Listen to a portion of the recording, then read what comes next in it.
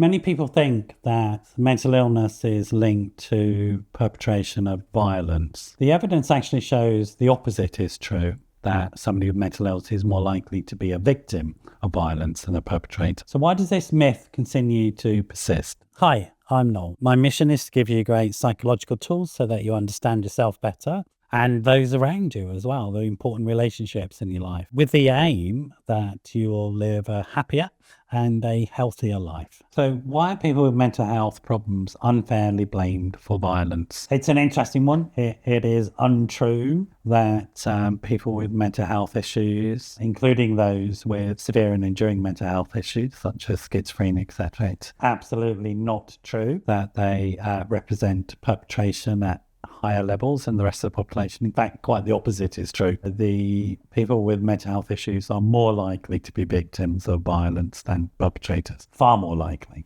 The sort of violence that people with mental health problems might get involved with as perpetrators are often less serious than other people anyway. And it tends to be because somebody's distressed and they're lashing out. It's that type of thing. It's very rarely organised, thought through. You know, you don't find somebody with schizophrenia just mugging people to get money to make a living, for example. It's just unheard of. So it's difficult to know where this myth has come from, apart from this sort of psychological reason we have, try and find somewhere to contain our fears and anxieties. And there's a general theory about this called othering or scapegoating, etc. And these processes happen as a way of people avoiding dealing with their own emotional reality or the reality of life. It's not helped, I don't think, by popular culture sort of promoting the notion of the quite sexy perpetrator of violence, such as Silence of the Lambs or something like that, where you have this presentation of somebody with a personality disorder going around doing heinous crimes. Again, it's just not real. It's not what happens. Yes, there are a tiny minority of people with some disorders that are organised enough to be dangerous to other people. But the truth is that's not what happens. Violence happens mostly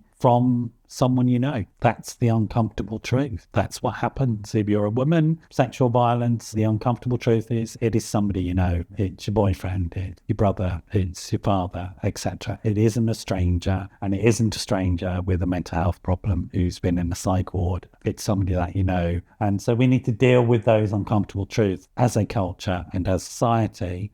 And we also need to protect people with mental health issues from these types of narratives, because it leads to absolute disaster in terms of, approved mental health act practitioners being very defensive in their practice and maybe somebody ending up locked up in hospital unnecessarily. We saw that recently with a lot of people who are neurodiverse, who have ASD or autism spectrum disorder. We saw an 80% rise in people with autistic spectrum disorder being placed in psychiatric wards for no reason whatsoever other than society just doesn't want to deal with the issues. So we need to be really clear that this is a psychological defense. It's not based upon fact. It's based upon fear and anxiety and ignorance. If you like this video or any of the videos, please do like, please do comment, and it would be super if you could subscribe.